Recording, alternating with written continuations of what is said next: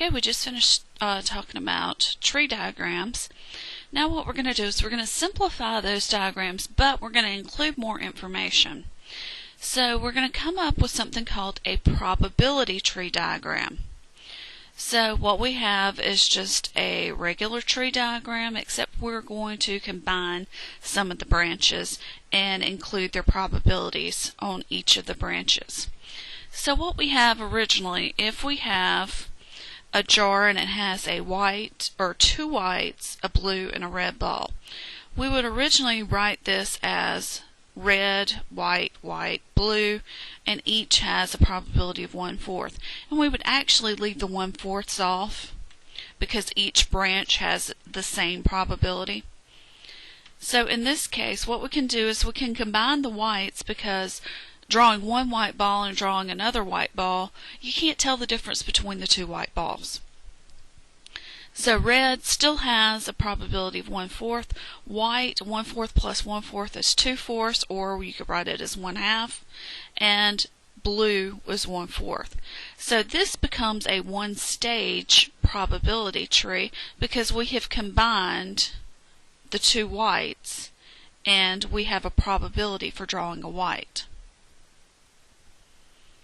So draw a probability tree diagram to represent the experiment of drawing one ball from a container holding two red balls and three white balls. So what we have is originally we would have red, red, white, white, and white. Well, if we talk about the probability, we could either get red or we could get white. Red occurs 2 times out of the 5. White occurs 3 times out of the 5. So this is a one-stage probability tree.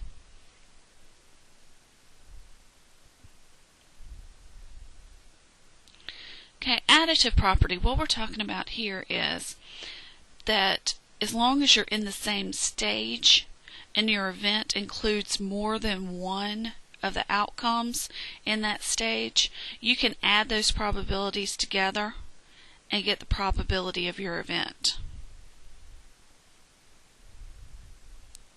So we're going to draw a probability tree for spinning the spinner once and find the probability of landing on white or on green. So white,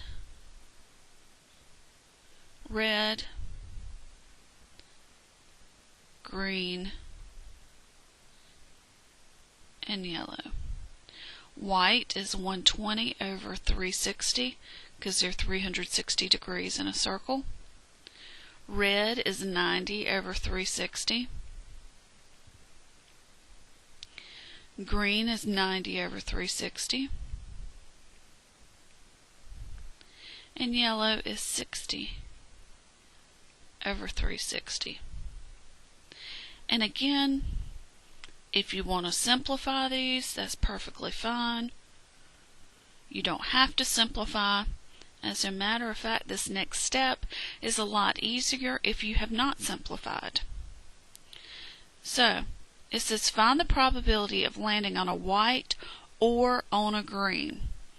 Well, the previous slide told us since they're in the same stage, we have white and green, we could just add those together.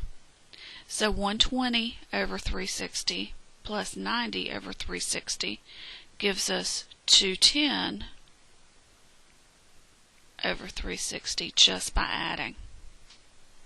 And that's the probability that you land on white or green. So we have a jar that contains 3 marbles. 2 of them are black and 1 is red. A marble is drawn and replaced, and then a second marble is drawn. What is the probability that both marbles are black? So let's draw the whole tree, and then let's simplify the tree. So the whole tree, we start with 2 blacks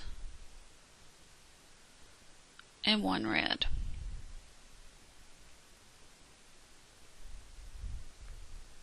Now we draw and then we replace. So again, black, black, red, black, black, red, and black, black, red. What is the probability that both marbles are black? So 1, 2, 3, 4 cases where both marbles are black.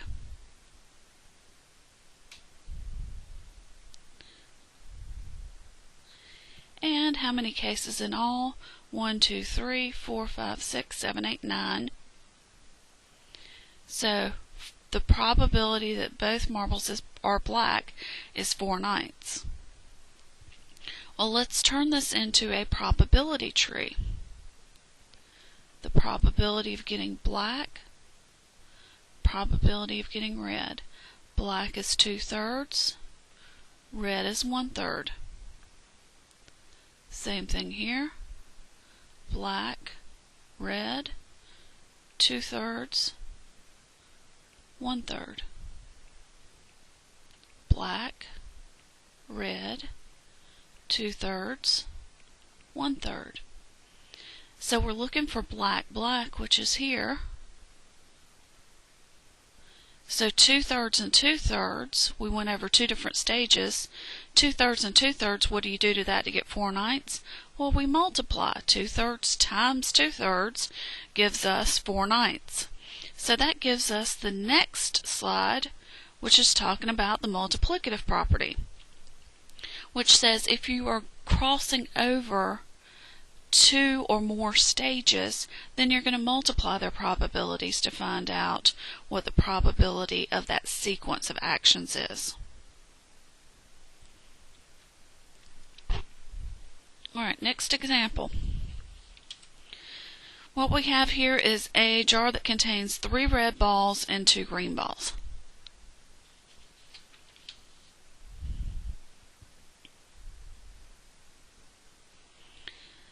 So we're going to complicate things a little bit. The first thing that you do is you're going to toss a coin. And you could get heads or you could get tails by tossing that coin. Probability of heads is 1/2. Probability of tails is 1/2. Now if the coin lands on heads, you add a red ball to the jar. Well, originally what you had was 3 red and 2 green. So if you add a red ball because you landed on heads, what you have is 4 reds and 2 greens. So 4 reds, 2 greens, so that's 4, 6, and 2, 6. Now, if the coin lands on tails, you're going to add a green ball to the jar. So you're going to have 3 out of 6 are red and 3 out of 6 are green. Clean up a couple of those little stray marks that showed up.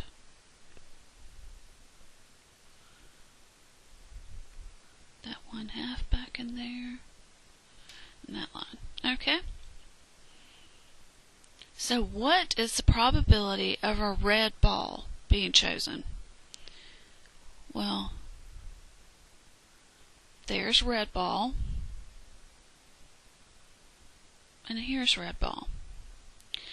So red ball here, 1/2 times 4, 6 is 4/12.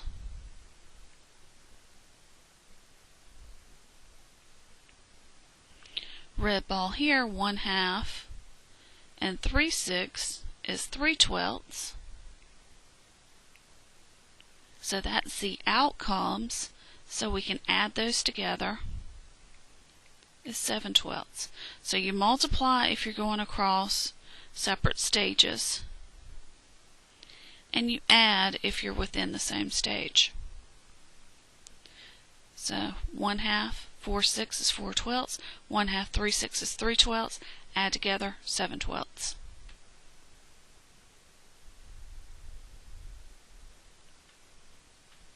Okay, this would be a good place to pause and start a new tape.